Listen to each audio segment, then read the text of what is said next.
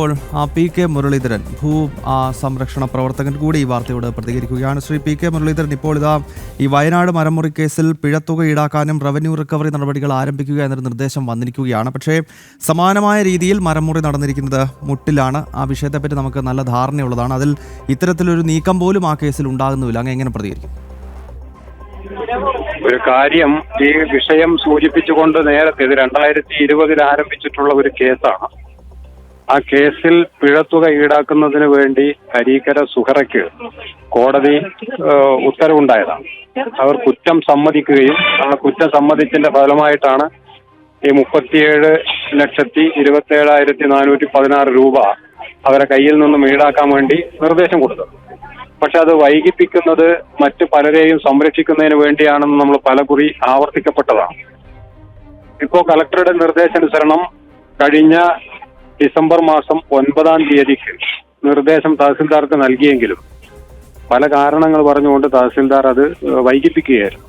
വീണ്ടും 20/1/2026 ജനുവരി മാസം ഞാൻ കളക്ടറെ വീണ്ടും കാണുകയും ആ പരാതി പറയുകയും ചെയ്തു. നിങ്ങളുടെ നിർദ്ദേശം പാലിക്കപ്പെട്ടിട്ടില്ല എന്നും അത് അടിയന്തരമായിട്ട് നടപ്പിലാക്കണം, അല്ലാത്ത പക്ഷം എനിക്ക് ഹൈക്കോടതിയെ സമീപിക്കേണ്ടി വരും എന്ന് ഞാൻ പറഞ്ഞിരുന്നു. അതിന്റെ അടിസ്ഥാനത്തിൽ കളക്ടർ കർക്കശമായ നിർദ്ദേശം കൊടുക്കുകയും അതിനുശേഷമാണ് 27-ാം തീയതി ഭൂരേഖ തഹസിൽദാർ തൃക്കൈപ്പറ്റ വില്ലേജ് ഓഫീസർക്ക് നിർദ്ദേശം കൊടുത്ത് ഈ പണം ഈടാക്കുന്നതിന് വേണ്ടിയുള്ള RR നടപടികൾ ആരംഭിക്കണം എന്ന് പറഞ്ഞു.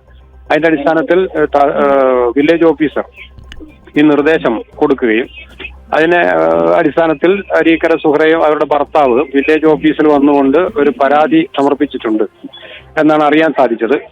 ഈ കാര്യത്തിൽ ഞങ്ങൾക്ക് വീണ്ടും പരാതിയുണ്ട്, ഞങ്ങൾ അതങ്ങനെ അറിയാതെ പറഞ്ഞു പോയതാണ് എന്നുള്ള മുടന്തൻ ന്യായങ്ങൾ വെച്ചുകൊണ്ട് ഇപ്പോൾ വീണ്ടും വില്ലേജ് ഓഫീസറെ സമീപിച്ചിരിക്കുക.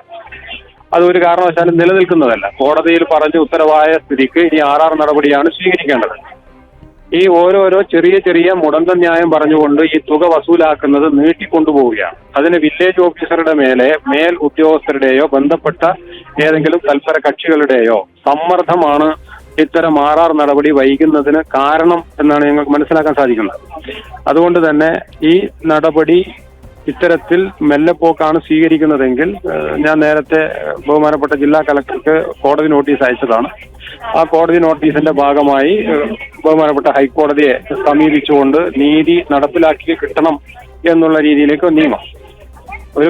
ഒരു കാര്യം എന്താന്ന് വെച്ച് കഴിഞ്ഞാൽ ഇത് വൈകിപ്പിക്കുന്നത് മുട്ടിൽ മരമുറി കേസിലെ മറ്റു KLC നടപടികൾ വൈകിപ്പിക്കുന്നതിനും അവരെ പ്രതികളായിട്ടുള്ള മറ്റാളുകളെ രക്ഷപ്പെടുത്തുന്നതിനും വേണ്ടിയാണ് ഇത്തരത്തിലുള്ള ഒരു സമീപനം ഈ ഉദ്യോഗസ്ഥർ സ്വീകരിക്കുന്നത്. നമുക്കറിയാം, ഈ ഒരു പിഴത്തുക ഇവരെ കയ്യിൽ നിന്നും ഈടാക്കി കഴിയുകയോ അല്ലെങ്കിൽ RR നടപടിക്ക് വിധേയമാക്കപ്പെടുകയോ ചെയ്താൽ സമാനമായ മുട്ടിൽ മരമുറി കേസിലെ 68 കേസുകളിൽ നമുക്കറിയാം അതിനകത്ത് 31 കേസുകളിലാണ് ഓർഡർ ആയിട്ടുള്ളത്. അത് പ്രകാരം തന്നെ 8,29,00,000 രൂപ ഇവരെ കയ്യിൽ നിന്നും ഈടാക്കുന്നതിന് വേണ്ടി കൊടുത്തു കഴിഞ്ഞതാണ്. ആ നടപടിയും വൈകുകയാണ്. ഇപ്പൊ അതിൽ വിക്ടിമായിട്ടുള്ള ആളുകൾ അല്ലെങ്കിൽ പട്ടയത്തിന്റെ അവകാശികളായിട്ടുള്ള വനവാസികൾ ഉൾപ്പെടെയുള്ള ആളുകൾക്ക് RR നടപടിയുടെ ഭാഗമായി നോട്ടീസ് അയക്കാൻ നേരത്തെ ഒരു അറിയിപ്പ് കൊടുത്തിരുന്നു. ആ അറിയിപ്പിന്റെ പശ്ചാത്തലത്തിൽ ബഹുമാനപ്പെട്ട റവന്യൂ മന്ത്രി സൂചിപ്പിച്ചത് ഇങ്ങനെയുള്ള ഒരാളുടെ കയ്യിൽ നിന്നും, ഇങ്ങനെ പട്ടയ കൈവശക്കാരായിട്ടുള്ള ആളുകളുടെ കയ്യിൽ നിന്നും പിഴത്തുക ഈടാക്കില്ല, അത് വെറുതെ ജനങ്ങളെ തെറ്റിദ്ധരിപ്പിക്കുന്ന നടപടിയാണ് എന്നാണ് മന്ത്രി പറഞ്ഞിരുന്നത്. പക്ഷെ ഇപ്പൊ മനസ്സിലാക്കാൻ സാധിക്കുന്നത് ഈ ആളുകളുടെ കയ്യിൽ നിന്നും പിഴത്തുക ഈടാക്കുന്നതിന് വേണ്ടിയുള്ള RR നടപടിയുമായി മുന്നോട്ട് പോവുകയാണ്.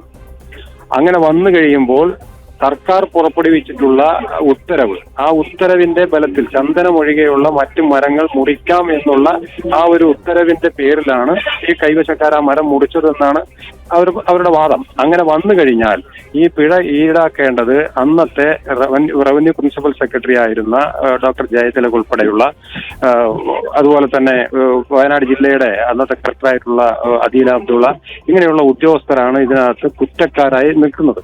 അപ്പൊ അവരുടെ കയ്യിൽ നിന്നും ഈ തുക ഈടാക്കേണ്ടതായി വരികയും അതോടൊപ്പം തന്നെ ഇത്തരം ഒരു ഓർഡർ ഇറക്കുന്നതിന് വേണ്ടി ഗൂഢാലോചന നടത്തിയിട്ടുണ്ട് എന്ന് നമ്മൾ പലപ്പോഴും പറഞ്ഞതാണ്.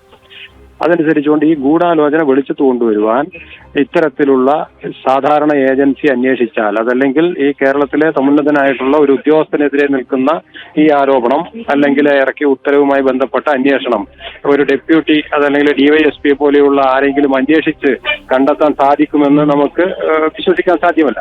അതുകൊണ്ട് ഒരു CBI പോലെയുള്ള സ്വതന്ത്ര ഏജൻസി, കേന്ദ്ര ഏജൻസി ഈ വിഷയം അന്വേഷിച്ച് ഗൂഢാലോചന നടത്തിയിട്ടുള്ള മുഴുവൻ ആളുകളെയും വെളിച്ചത്ത് കൊണ്ടുവന്ന് അവരെ കയ്യിൽ നിന്നും ഈ പിഴത്തുക ഈടാക്കണം എന്നാണ് എനിക്ക് അഭിപ്രായമുള്ളത്. ഓക്കെ, വളരെ നന്ദി ശ്രീ PK മുരളീധരൻ, ഭൂസംരക്ഷണ പ്രവർത്തകൻ.